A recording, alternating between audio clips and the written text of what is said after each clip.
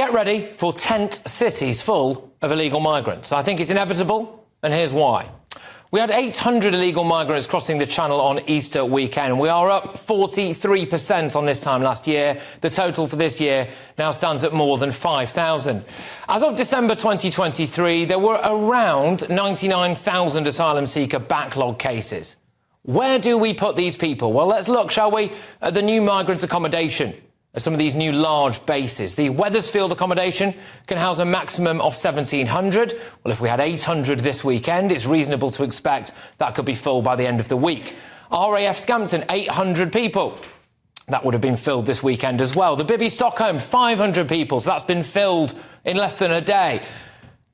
So those bases will be full. Now let's do migrant hotels. We've closed around 50 of the 400 or so migrant hotels. These people have been moved from one hotel to another or placed in social housing. So the migrant hotels are full.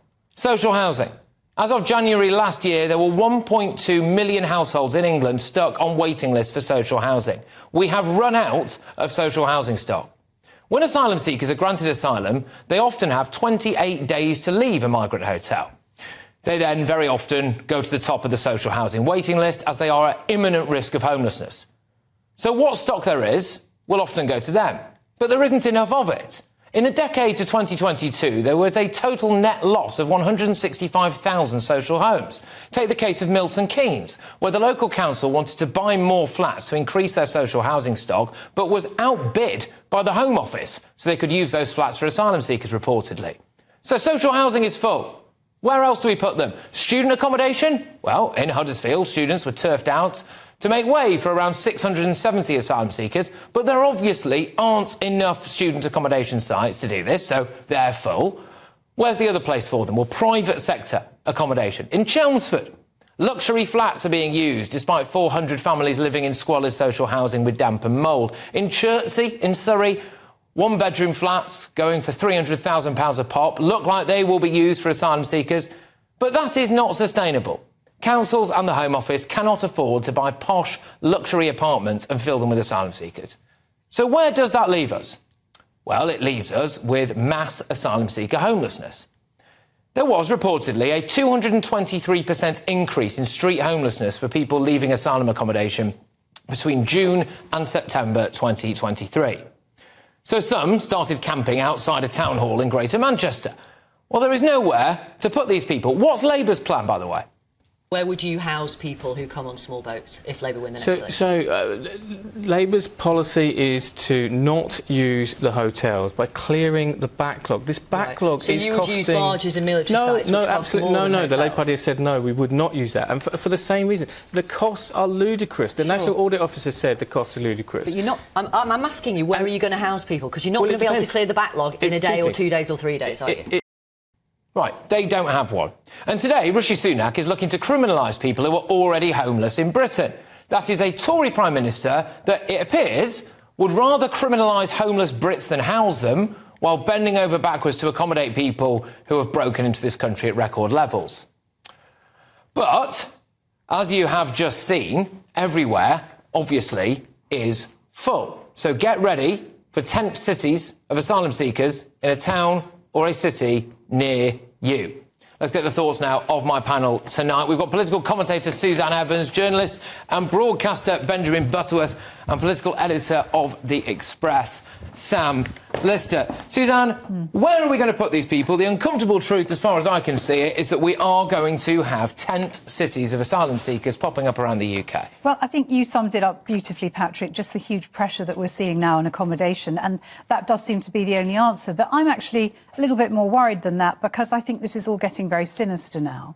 We know that we've had people who have been told that their properties are going to be compulsory purchased for asylum seekers. That pretty much tears up private property rights in this country. I was listening to the radio on the way here, and they were talking about a massive problem facing Britain, which was older people living in houses that were, quote, too big for them. Who's got a right to tell you your house is too big for you? You should be allowed to live where you darn well like. And the implication was very clear. These elderly people are taking houses that they shouldn't have. And I fear that's a worry, that there'll be some kind of move to get them out of those houses. We've also had the horrible scenario last week when Matthew Parris, writing in The Times, talked about how euthanasia wouldn't be a bad thing if it encouraged elderly people to hasten their own deaths. So what? We've got to pop our clogs, have we, forcibly, when we're 60, 70, 80, 90, perhaps earlier, if we're not productive people in society, as Matthew Parris said it. So I think the whole thing now is getting really, really sinister and scary. Okay. All right. Look, Benjamin, we've got people coming in record numbers, 43% up on this time last year. We're obviously not really deporting anyone, are we? The uncomfortable truth is that no one wants to talk about where on earth these people are going to live. I mean, I think there are two problems. One is that clearly Rishi Sunak's plan has totally failed. They made a big deal at the latter half of last year about talking about the numbers falling, but they only fell because there was bad weather, so it was even more dangerous to cross in the Channel. And actually, just to put some context in this, when we're thinking about when the general election is going to be, if he does that in October or November, it will be after a summer of this sort of chaos, which will be very unhelpful for them. What I'd also say is that the average wait for someone to be processed in an asylum claim is 82 weeks, which is an incredible amount of time. It's double what it was 15 years ago.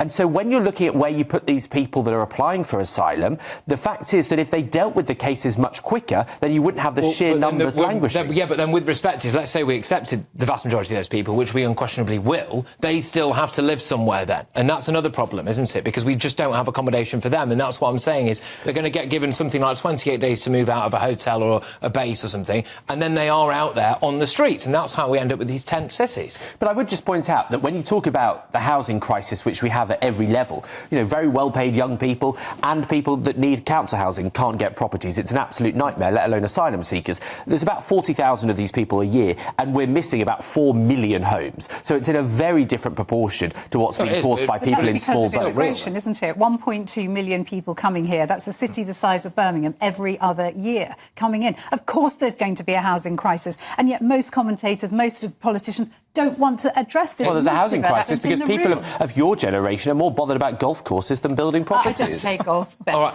So, Sam, look, I am calling it right now. We are going to end up with rows and rows of tents in a variety of different towns and cities that are full of asylum seekers who have, at the best case scenario, been granted asylum. Yeah, look, I mean, the 4 accommodation blocks you mentioned, one of them, Scampton, there's huge pressures on that. That doesn't look like it's ever going to get off the ground. The hotels were paying £8 million a day. Obviously, we're trying to stop that.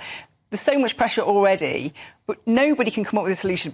The hotels are unacceptable, the RAF base is unacceptable, student accommodation is unacceptable. There is nowhere that is acceptable for these asylum seekers to go en masse to local populations, which means dispersing them, which means then you lose track of them as a nation. And that's a big problem for the government. So there is no solution to this problem that is obvious. And so I think you do end up where you say, Patrick, you do end up with these tent cities. We've already seen that in the past, actually. We saw that in Hyde Park. Mainly people who were coming from abroad were setting up tents in Hyde Park, bathing in the fountain there that had to be closed, urinating on the 7/7 memorial. This is a problem that has been around for a while, and it's only going to get worse. Yeah, I mean, and no party wants to engage with this debate now, which is we've got a 43% rise. That's going to grow. Everyone can see that. We are not going to stop the boats. We've not got a deterrent. We're not deporting anybody. The numbers are going to keep coming. And no one wants to engage with the idea of what the heck you do with these people. No, that's absolutely right. There's only one thing to do, in my boat, is to stop them getting here the moment they land on our shores. Back on a boat, back on a plane, somewhere, anywhere but here. That's the only way there's going to be a deterrent. Patrick, you had a great exclusive, didn't you, a few weeks ago? Said Rwanda's not a deterrent for them. You know, this has got to be a really, really hard line now. 120,000 in total since 2018. That scares the pants off me, frankly. Yeah. Because we don't know where... Go on, Benjamin. The only way to stop tent cities is to stop the boats coming, no? Well, everyone agrees you should stop the boats coming. No one besides the people smugglers that are letting people die for profit advocates for that to happen. But to say that those asylum seekers, many of whom are going to be legitimate, should simply be sent home. Are you saying they should be sent home to Afghanistan to be They are, by the very nature of the fact they have paid people smugglers thousands of pounds to come here, they are criminals automatically. They have committed a criminal. Sam, there are 100 million. There are 100 million. I do think the Abdulaziz case has frankly blown the lid off the idea of what is and what is not a legitimate asylum seeker. If that guy ended up being classed on paper as a legitimate asylum seeker, then these charities saying, oh, look, 80% of people who come are genuine asylum seekers. I'm sorry, I don't think they are. We saw it as well with the Liverpool bomber who'd also claimed Christianity as a reason to stay in the country. There are 100 million displaced people in the world. We cannot take them all. And so how do you filter the people who we are going to take? Nobody has come up with a solution for that. I defy Benjamin to tell me how he's going to narrow down those 100 million people. And they all seem to be 25 to 30-year-old men. Yep. OK. All right. Well, look, a Home Office spokesperson said this. The unacceptable number of people who continue to cross the English Channel demonstrates exactly why we must get flights to Rwanda off the ground as soon as possible. We remain committed to building on the successes that saw arrivals drop by more than a third last year, including tougher legislation agreements with international partners in order to save lives and stop the boats. I'm calling it here right now. Play the tape forward. It is tent cities in a town or city near you.